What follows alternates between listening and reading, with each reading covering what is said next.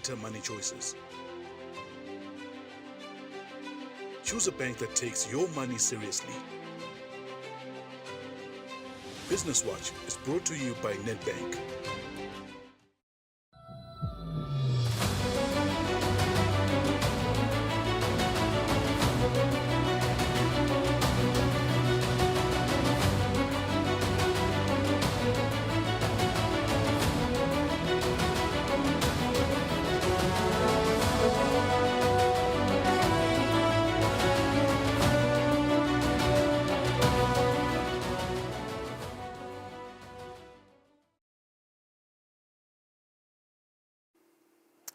Good afternoon. It's the 12th of February 2025.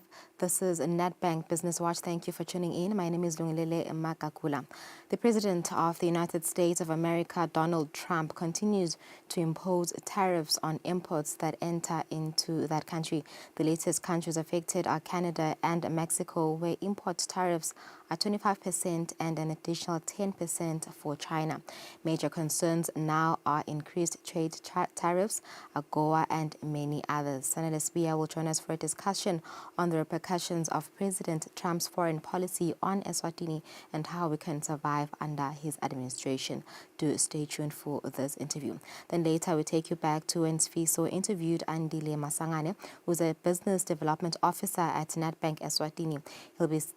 They were talking about how farmers can access finance with Nedbank Eswatini. Do stay with us. Then on our last segment, we'll be joined by Nedbank's Toba for today's financial markets. And of course, we will take a look at many other issues on the program. Do stay with us. For now, let's take a look at our first story.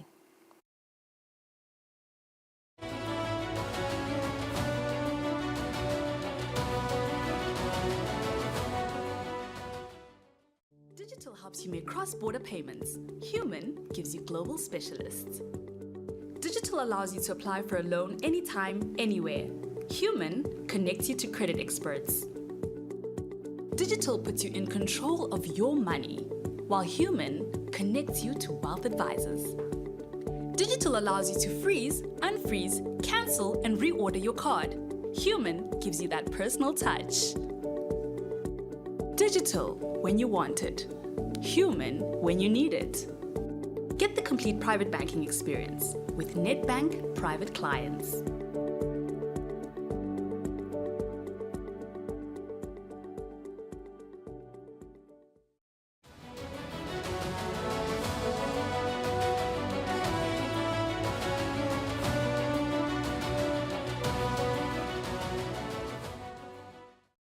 Welcome back. And our leading story, 60 women-led local small and medium enterprises have benefited from the COMESA Regional Enterprise Competitiveness and Access to Markets program.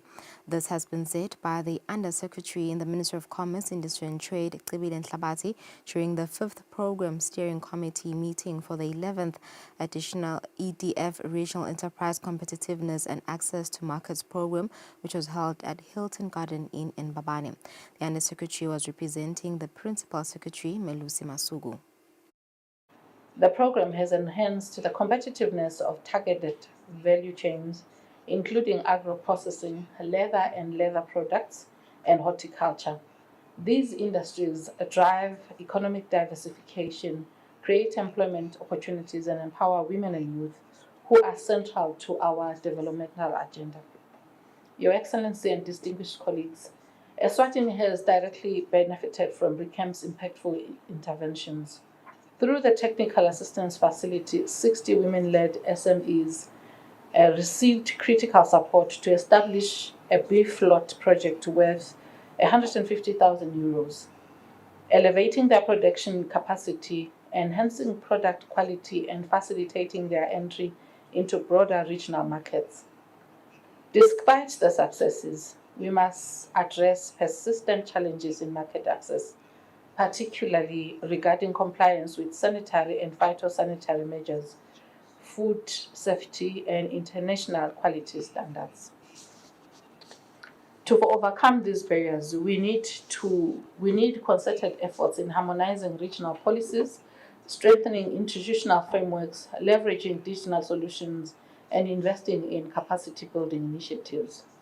Ladies and gentlemen, as RECAMP approaches its final phase, we must capitalize on its achievement and maintain momentum.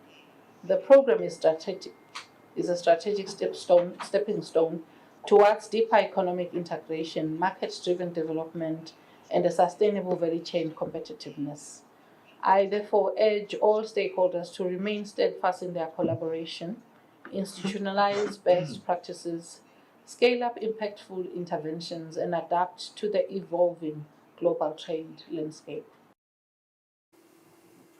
The SADC Aviation Safety Organization, SASO, has shared that countries in the region, including Eswatini, currently stand at about 60% in implementing safety standards in the aviation sector.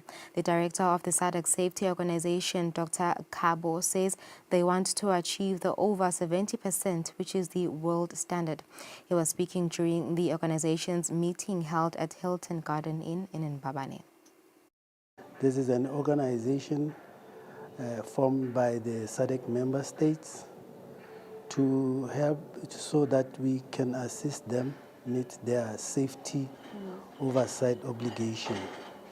We look into areas of organizational structure to see that if they have proper structures to be able to undertake their safety oversight obligation. We look at the laws that they're using, the Act and the regulations to see if they meet minimum standards. We also look at the issue of training of the personnel who undertake the work to see that they are properly qualified. We are doing well as a region. We from 2021 we had achieved what is called the effective implementation of 53%, and right now we are at 60%. We are heading towards 70%, which is the global average. So all SADC member states are doing well, including the Kingdom of Eswatini. The chairperson of the organization, who also chairs the SADC region, shares some of the top priority areas for the Aviation Safety Organization. Top of the range, amongst others, include training and capacitation of inspectors.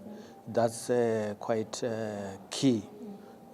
Because once the inspectors are capacitated, we as a region, we are assured of safety within the skies. So we also are focusing on sending technical missions to various countries within the region, which will be preparing for different type of ICAO audits.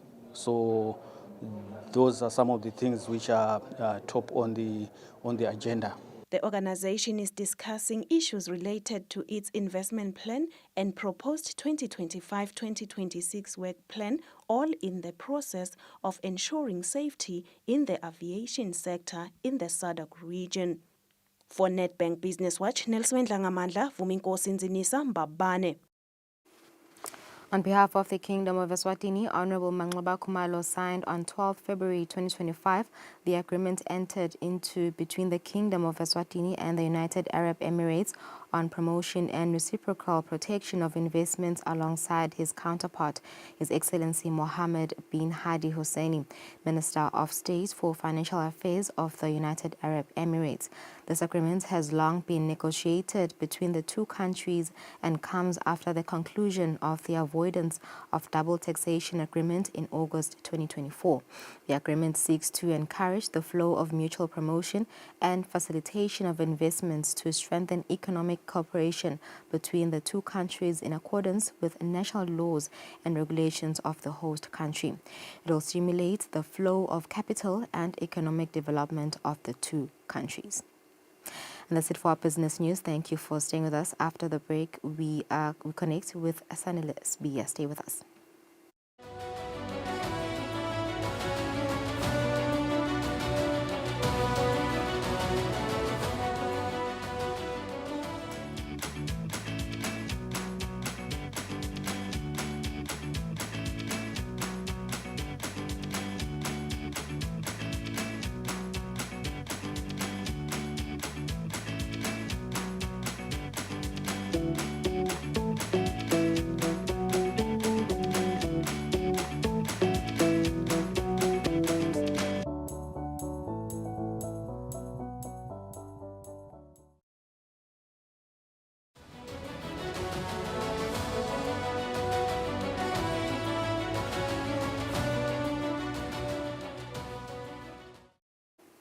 Welcome back. You're still tuned into NetBank Business Watch. Thank you for staying with us.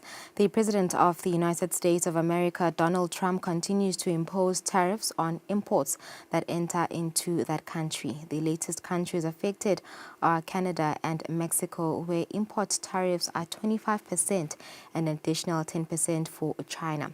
We're now joined by economist Eswatini to share his insights on how this could impact local businesses and if there is a way they can better prepare themselves for the shocks as Eswatini exports to some of these countries. A very good afternoon, Mr. Swiya. Thank you for joining us once again.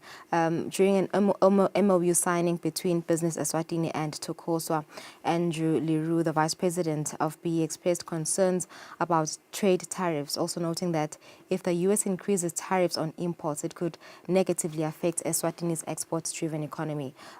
Also noting that our economy is reliant on exports. What effects will the changes have on Eswatini? Thank you, Lungelele. So yeah, we have to, as a country, really brace ourselves and think of the worst case scenario in terms of what is going to happen. And we do need to be cognizant of the relations, those bilateral relations between South Africa and the United States.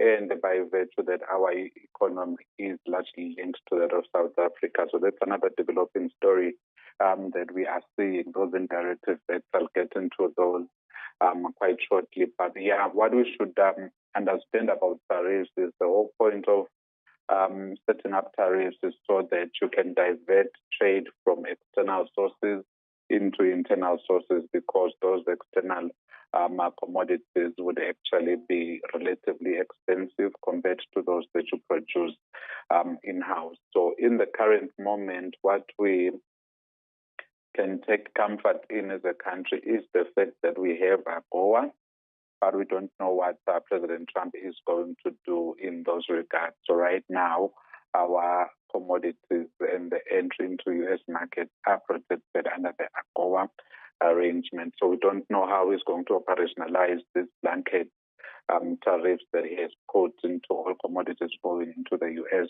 So we're watching to see how that moves in terms of the AGOA agreement.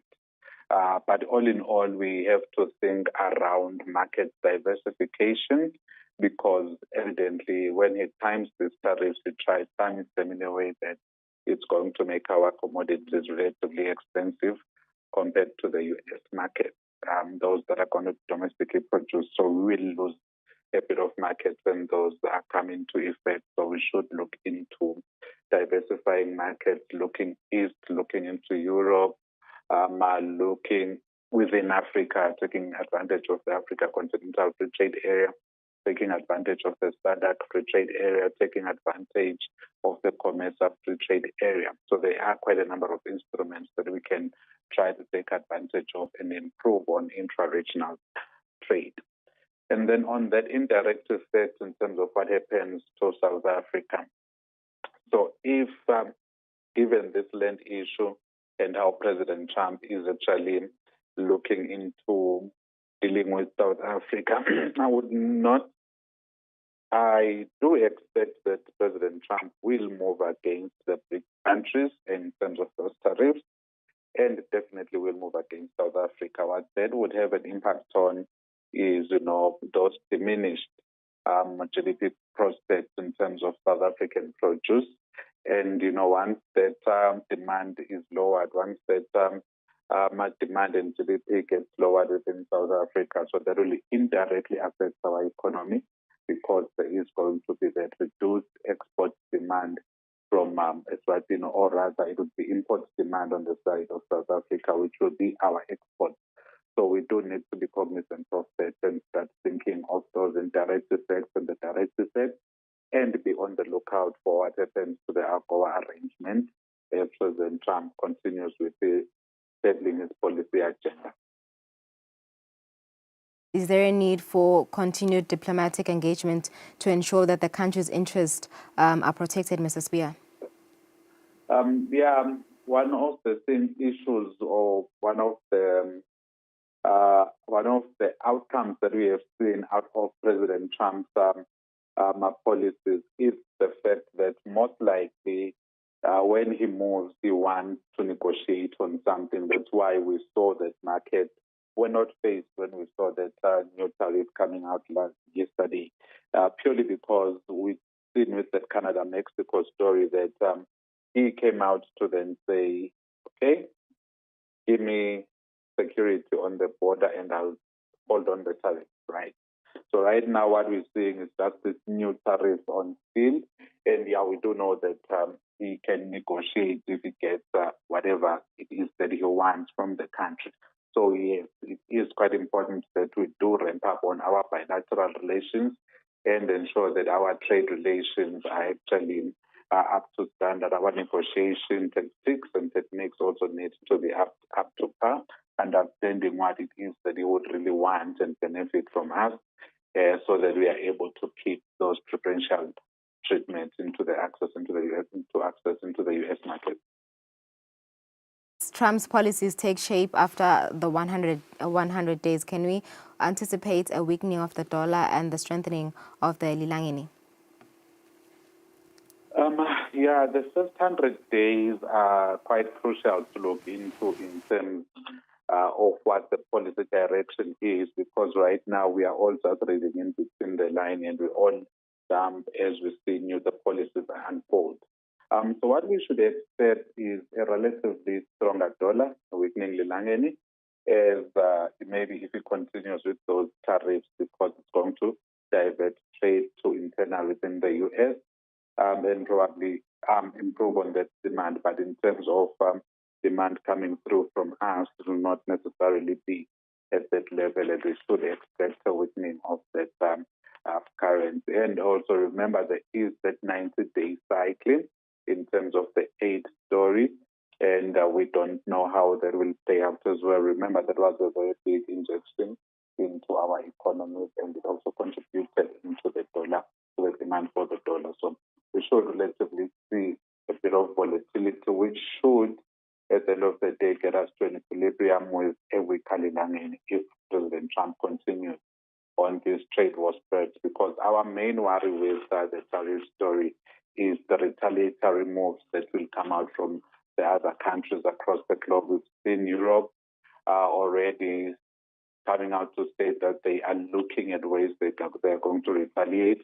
We've seen Canada do the same in terms of those steel tariffs, and we've seen China do the same. So we don't know how deep this trade war will go, and yeah, it will bring a bit of volatility, actually, even post the first 100 days.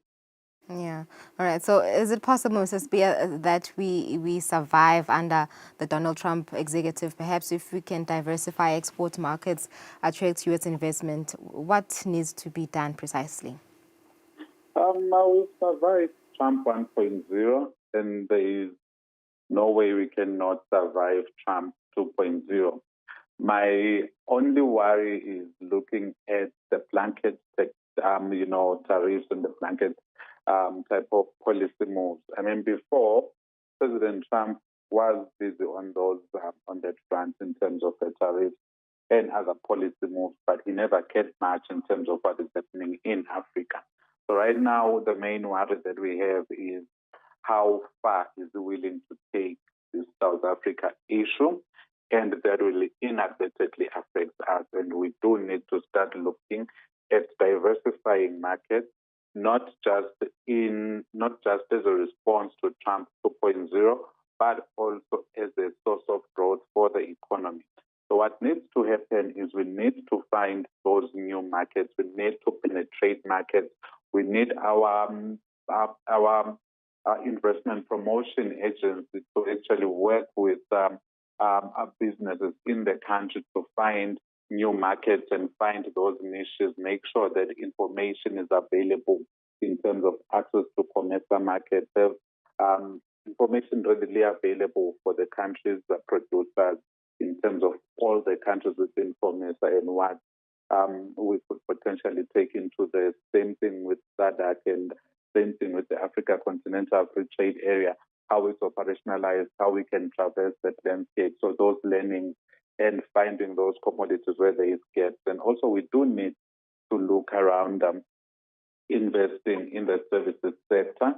And also, we do need to think of ensuring that our fiscal expenditure and our domestic, the fiscal expenditure and those domestic expenditures from consumers and businesses are actually kept in country, so that we increase the rate at which the Lilangeni rotates within Eswatini before it is actually exported. So we need to also think of ways in which we can empower our domestic producers, and that's through improving on the Buy Local campaign and the Buy Eswatini campaign, the Made in Eswatini campaign. So that way we're going to improve on the circulation of money internally, and we need to make sure that our government expenditures, those capital expenditures and those expenditures on common use items are actually kept within the country in a way such that when we think of those JVAs that we are going to see going out when we start with these big capital projects, it would make us happy to ensure that we do take the Citizens Empowerment Bill into cognizance and make sure that can we have a local company or a domestic company leading that JVA, or at least being at some 50% in terms of the JVA with the external parties. But that would require an increase in those guarantee schemes, those loan guarantee schemes by government, to ensure that our local businesses can actually access enough capital to fund those big or those mega projects that are coming up. All right, and thank you. become equivalent partners in those JVAs. All right, thank you, Sanele, for your insight. Always appreciated. That was Sanele, SBI economist, giving us his insight on tariffs imposed by Donald Trump and its impact on Eswatini local businesses. After the break, we take you back to when Sfiso interviewed Andile Masangane, who was a development officer at Nedbank. Stay with us.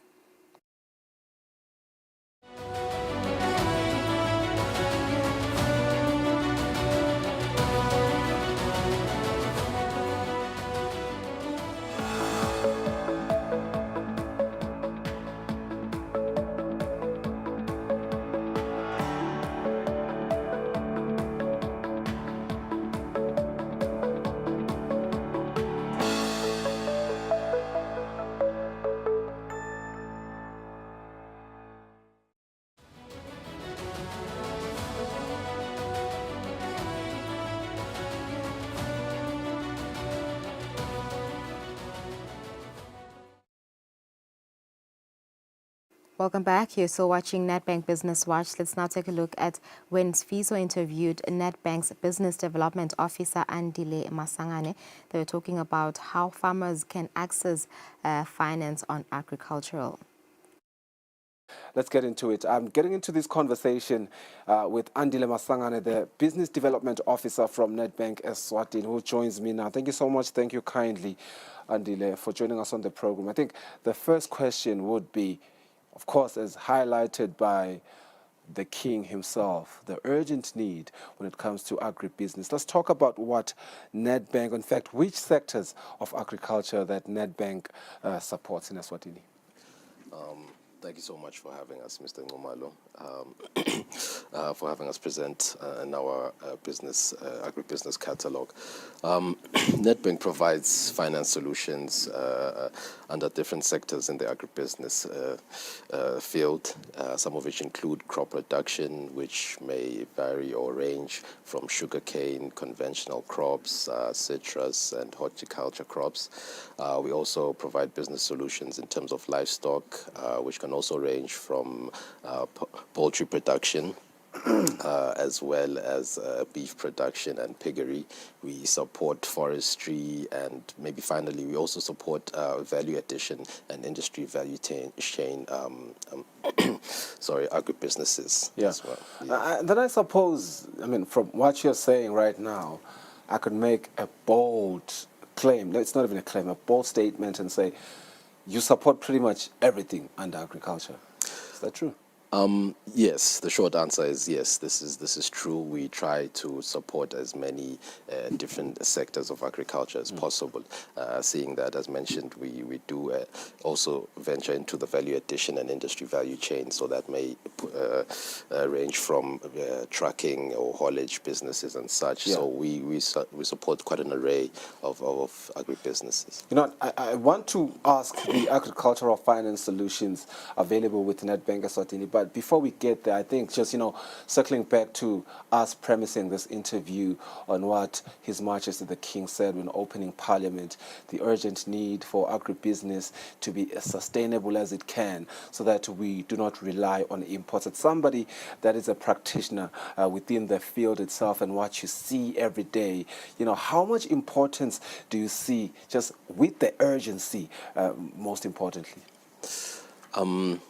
Agriculture, I think we will remember as well that within the budget speech we had quite a huge chunk of funds dedicated to agriculture, which shows the need and the urgency to speed up any any activities that we have under agriculture. So as Nedbank, we do try to cover the whole spectrum of agricultural sectors, from crop production, as mentioned, to value addition.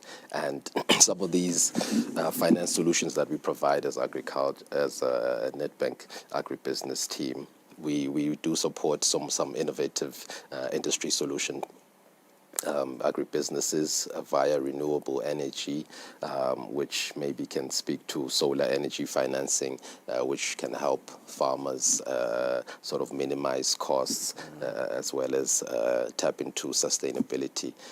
So we also do that, as well as shade netting financing and tunnel farming financing, which also speak to are in line with climate change and can help protect, maybe on the ground, that can help protect your crops from natural hazards. So all these are some of the different innovative industry solutions that we support as Nedbank. Yeah. We also do have some short-term solutions, understanding the cyclic and seasonal nature of agriculture within the Kingdom of Eswatini. We have some short-term finance solutions in the form of overdraft facilities and production loans. And maybe to chime in there, it's very interesting that you mentioned our cyclical nature of the agriculture, or rather our seasons in Eswatini, particularly this time that we are in, this recent week. What we are seeing with the weather, the winds, the wild gusts, the wildfires as well. When you offer these short-term loans, and I suppose a lot of farmers are finding that necessary now more than ever. And I'm just wondering, because we also did see that, part of the articles that are running out or being published is that sugarcane fields are amongst the things that have been mostly affected. And I wonder, does this particular product and service cater for people that, farm sugarcane?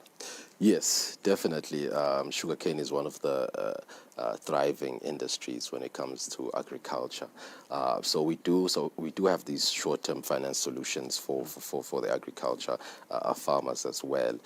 In terms of, as you've mentioned, we've had cyclones recently and other natural hazards as well. So these short-term finance solutions also work in keeping the business running with consistent working capital throughout the year, and also work as a short-term bridge financing solution when needed, and when or if needed, actually. That's quite interesting. We've mentioned innovative industry solutions, with which you mentioned renewable energy, very critical. Another aspect that government is very, very, keen about, developing in Eswatini, as well as shade netting finance, which has been new information to me. And I loved this show because we also get to learn about things that we may not necessarily have known from a layman. Yeah. I want us to circle back for a minute, back to renewable energy. For the layman, again, renewable energy, we're speaking solar mostly when it comes to farming. Am I correct? Yes, you're very 100%. Give me more on that particular solution there. When we say renewable energy financing, I'm somebody as a farmer that comes to Nedbank, and what do I say I'm requesting for necessarily? Okay, I appreciate the question, Mr. Ngumalo. With farmers coming to Nedbank with in terms of their renewable energy financing, most of them come looking for solar energy or to establish a solar plant.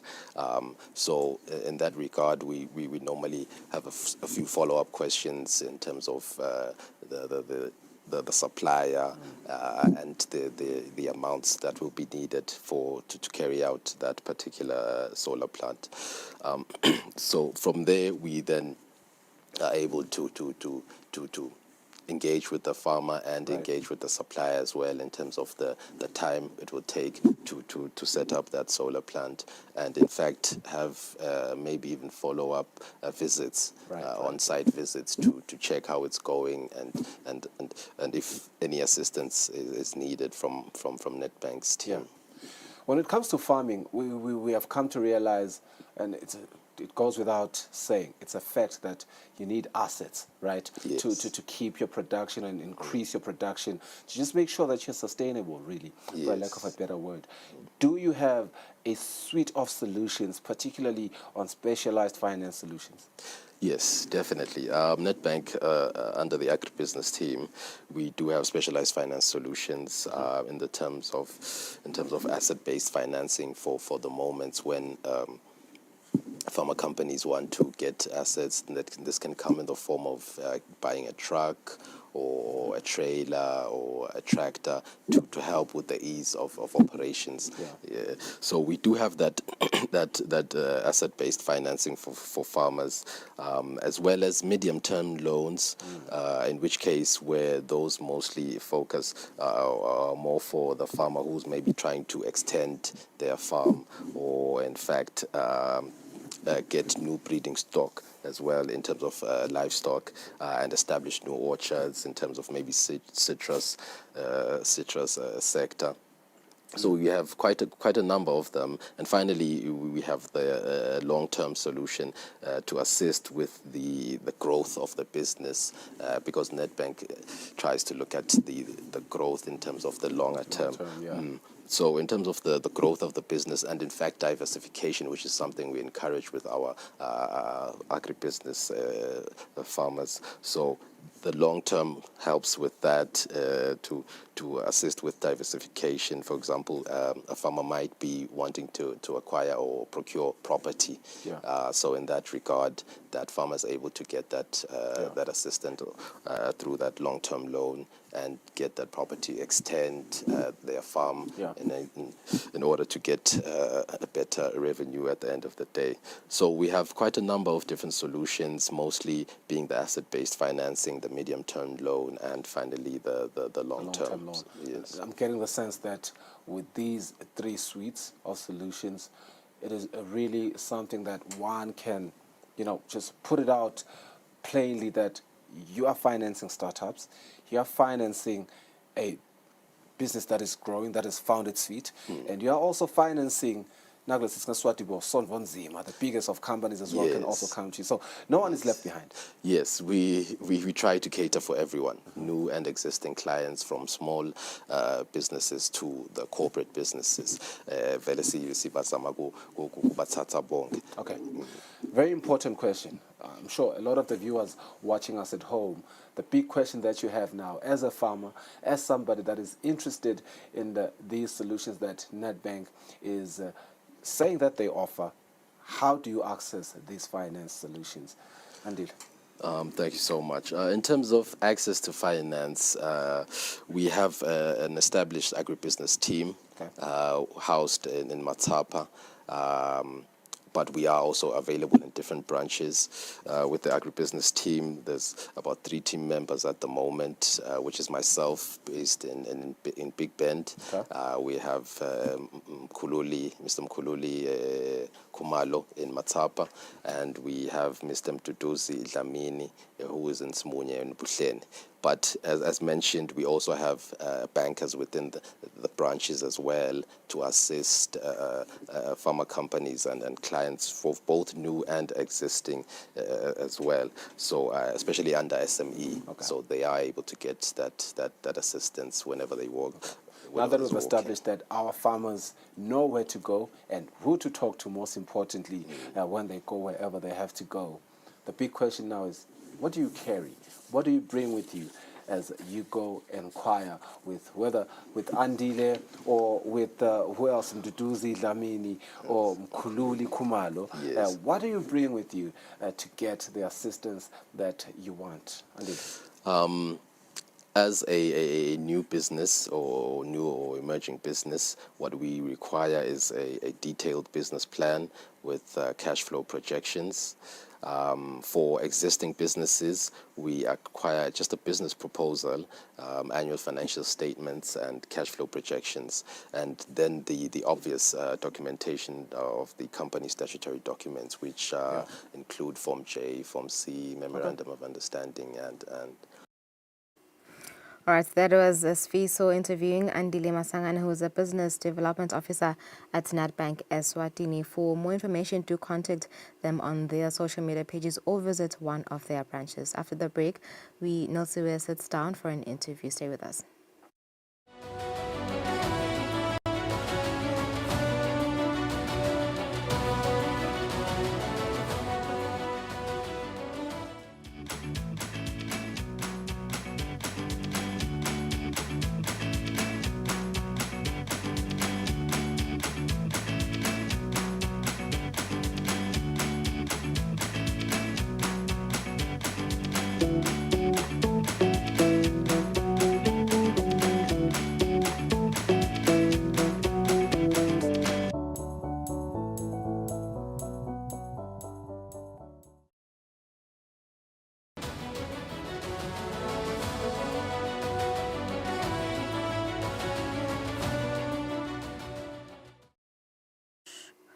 Welcome back. This is Nedbank Business Watch. Thank you for joining us. The Common Market for Eastern and Southern Africa has been assisting local businesses to gain entry into markets in the region under the Regional Enterprise Competitiveness and Access to Markets Program RECAMP.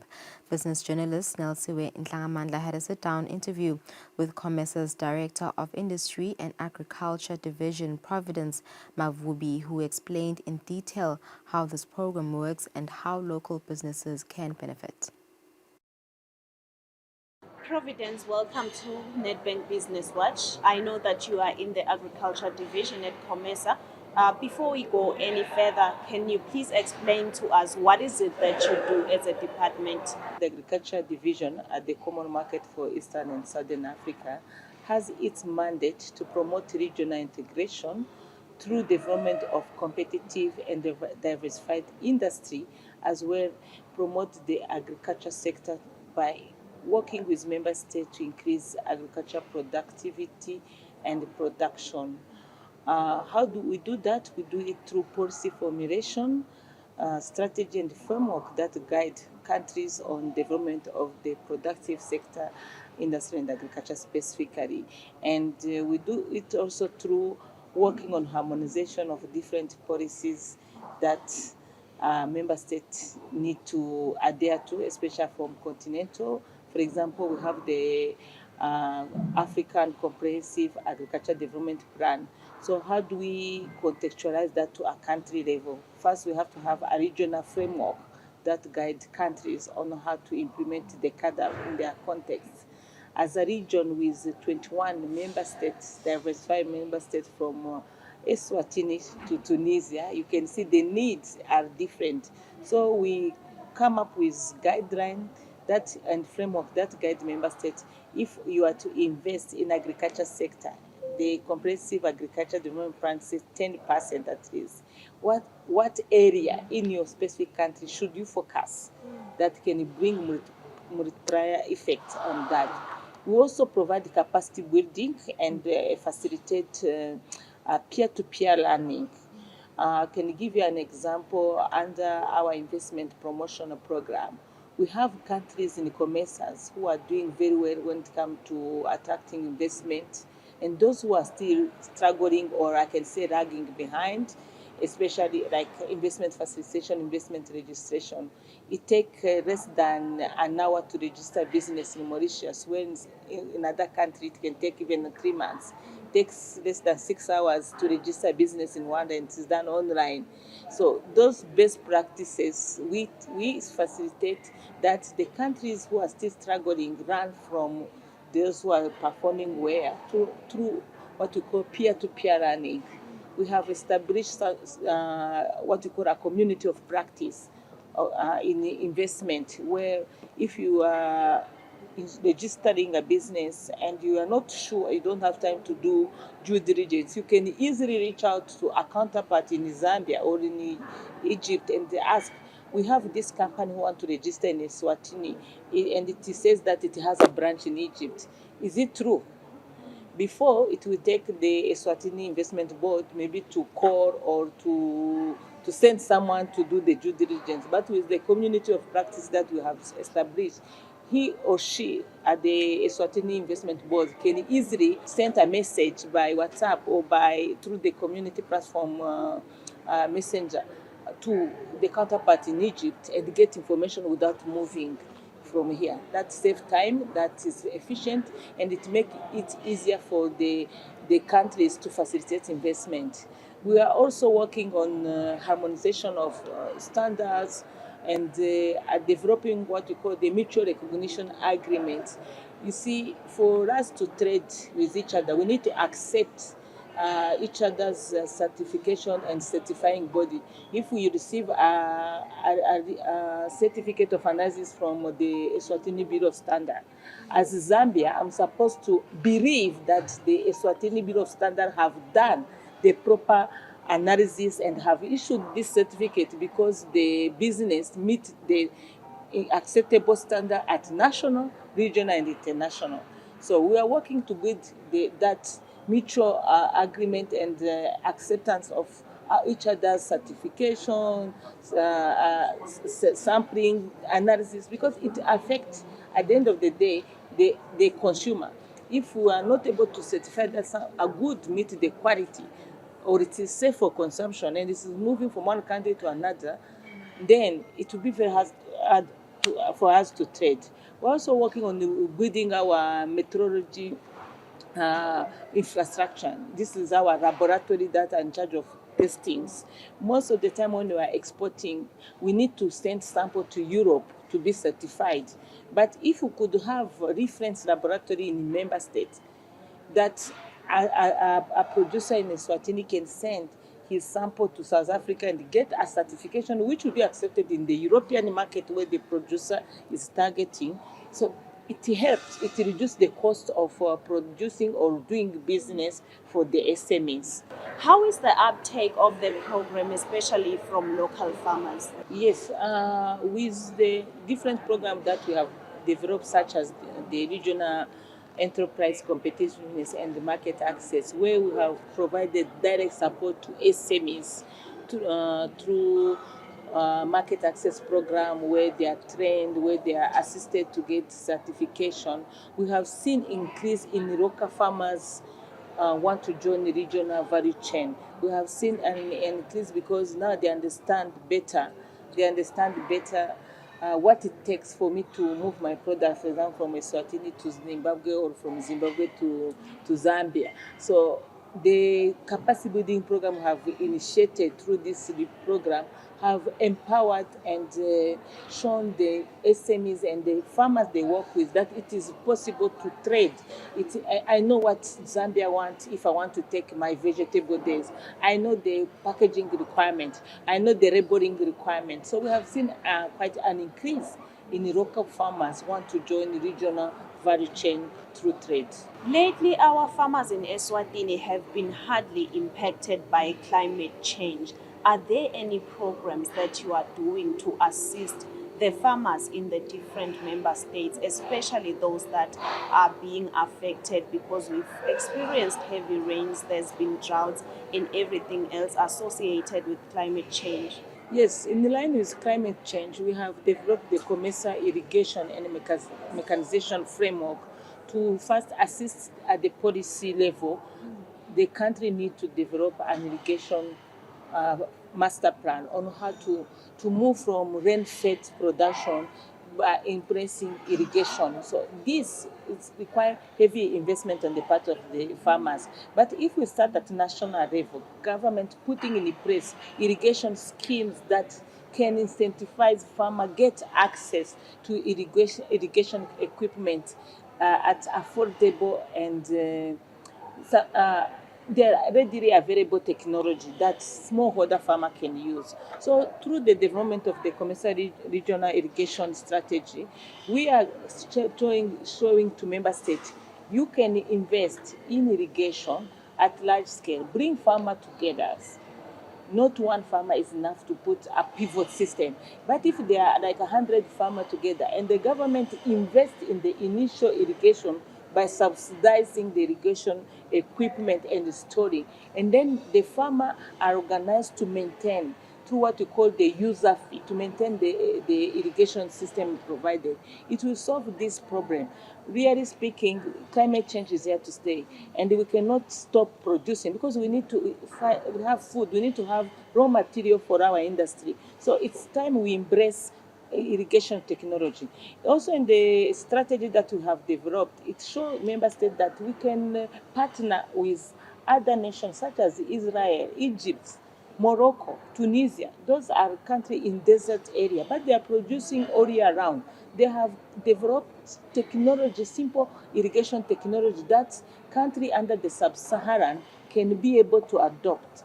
So we are moving from the strategy and the policy now to capacity building and attracting investors, private sector investors in irrigation, especially in the supply of equipment, because they're still heavily expensive, and without incentive from government, it will be very hard for smallholder to access to them. Well said, Providence. I want to come to the issue of production costs. This has been a challenge for local farmers. They are saying that they do not have enough money for production. They need cold rooms to export their produce. Is there a way that COMESA can subsidize these farmers? Is there anything you are doing in this program in relation to that? Yes, the cost of production in agriculture sector is high, mainly because we import most of our input. We import seeds, we import fertilizer, we rely on rain to produce, which make us not be able to produce throughout the year. We have a specific season that we can only produce. The rest of the year, farmers cannot work. So you cannot run a business where you operate only for few months in agriculture and you are able to generate money. So what we have been doing is to really request our government to put incentives for private sector to invest in agriculture. Incentives such as getting mechanization machinery.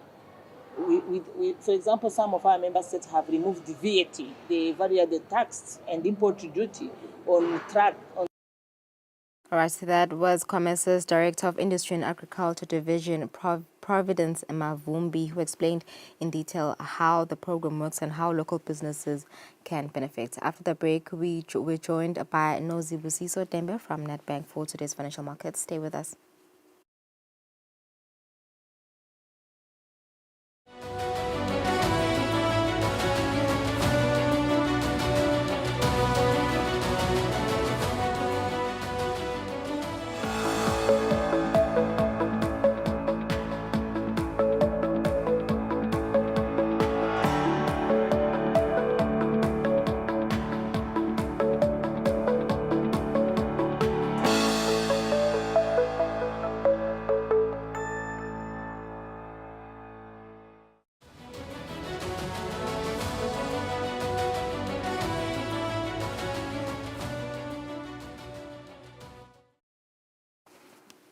Welcome back. You're still watching NetBank Business Watch. It's only 10 minutes before 3 o'clock on this last segment. Let's take a look at today's financial markets with Nozi Busiso Tembe from NetBank. She's a treasury dealer there. Very good afternoon, Nozi. Welcome back. It's been quite a while. Afternoon, Lulu. Yeah. Well, thank you. All Afternoon right. to all your viewers too. Yeah, all right. Let's take a look at international markets today. Perhaps we can start with currencies. We take a look at the US. What is happening in USA? You know, President Trump is causing a lot of havoc for quite a few countries. What's happening? Yeah, no, it's been an uncertain couple of days ever since Donald Trump went into office on the 20th of January. There's been a lot that's been happening. In South Africa, I think it was evident for the first time last week after Donald Trump cut funding from US aid going to South Africa. And this was in retaliation to President Cyril Ramaphosa signing a land expropriation bill amendment. So there was a bit of shock from their side with relation to that. And what we're also now worried about, or what they're worried about, is what then happens to the African Growth and Opportunity Act, AGOA. Is there a chance that that won't be renewed this year? So there's concerns around that in South Africa as well. This week, Donald Trump also then imposed tariffs on South Africa, 25% tariffs, no exceptions, no exemptions on their steel and aluminium imports. So that's also now causing a lot of apprehension in the market. No one is quite certain about what that looks like, especially for economic growth in South Africa. So in 2024, South Africa had slow economic growth, but also increased expenses. Yeah. So if there's now a hindrance to the economic growth, then they possibly may be in a deficit, which is not a place they want to be in. So it's been quite tricky for South Africa in the past couple of days. And I think everything is just uncertain right now. It's been less than a month since President Donald Trump went into office, but there's been some changes. We're definitely feeling it. We're feeling it. So how are currencies today? What's the reaction today? So currently, the US dollar against the SZL is trading at 18.4450. The euro against the SZL is trading at 19.1276, and the pound against the SZL is trading at 22.9581. Another interesting thing that happened yesterday was that the US Fed chair had a meeting with Congress yesterday. And the market was keen to see what the outcomes of that meeting would be, because we're looking for cues on what might happen with interest rates in the year. So there's two key things that Jerome Powell mentioned yesterday, which is that the Fed is not in a hurry to cut interest rates in the US, and that they would only cut interest rates if inflation eases or if the job market weakens. So that was good. That was good insight for the market to receive, especially because we know that in South Africa, they normally follow or get cues from what the US is doing. And in Swaziland, we also get cues. So it's very important that we understand what the US has in mind around interest rates. Okay. So what else can we look out for today? Inflation numbers, have they been released? Yes, so we're expecting US inflation numbers today. I don't think they've been released yet, but sometime this afternoon, they'll be released. Again, because yesterday, Jerome Powell said they are looking to decrease interest rates if inflation eases. So we're all keen to see then what the inflation numbers look like so that we can see what might happen with interest rates. All right, so moving on to commodities today. Gold decreased, oil is steady. Explain what that means. Okay, so commodities, gold is currently trading at $2,807.06 per ounce, and we have Brent crude trading at $77.69 per barrel. On the side of gold fell for the second day in a row after increasing quite a bit over time. This fall was due to the meeting or the cues that the market got from Jerome Powell's speech yesterday with Congress. And it's interesting to see this because gold has been on the rise for some time, primarily due to economic uncertainty, geopolitical tensions, and strong demand. So we've been seeing it actually reached an all-time high. So we're seeing then the price of gold start to ease after that meeting yesterday. On the side of oil, oil has been relatively steady. mainly due to the US announcing increased stockpiles of crude oil yesterday, so it steadied the oil price quite a bit. But the market is keen on seeing what the impact on of the trade wars between the US and China will be on the price of oil. So there is apprehension still in the market around that. Okay, so lastly, let's take a look at equities. How are they reacting today? So on the equity side, we track three different equities, three different indices as on the show, which is the S&P 500, the FTSE, and the JSE All Share Index.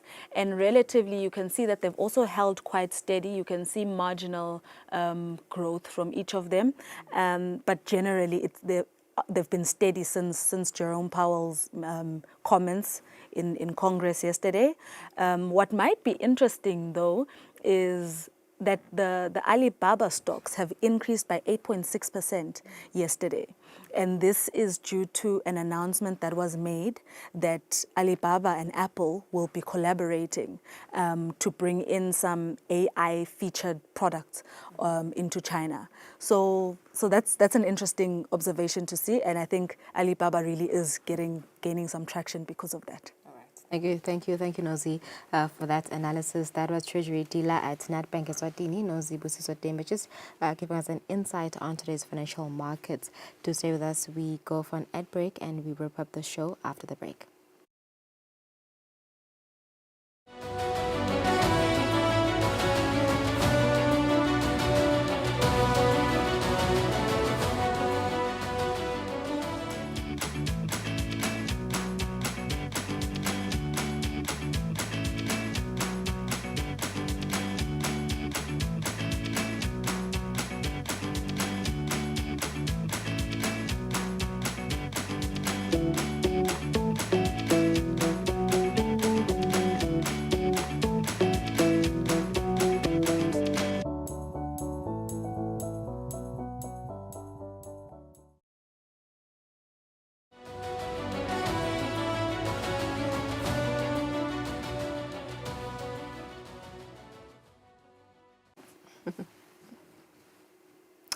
All right, so we've come to the end of this episode of Nedbank Business Watch. Thank you for tuning in. If you've just joined us, worry not, you can still watch this episode on our YouTube page. It's Eswatini TV. And for more information on how to access finance, if you're a farmer, to visit any Nedbank branch in the country for more details. And of course, do interact with them on their social media pages. We'll see you next week at 2 p.m. Wednesday. Thank you for tuning in. Enjoy the rest of your day.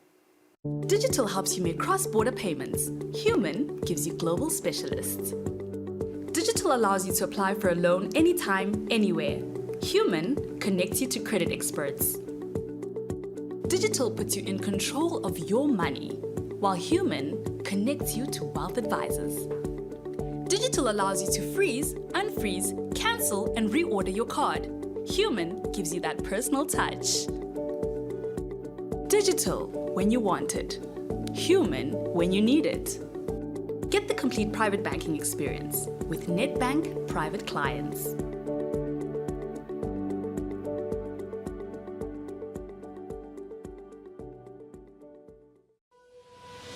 Make better money choices. Choose a bank that takes your money seriously. Business Watch was brought to you by Nedbank.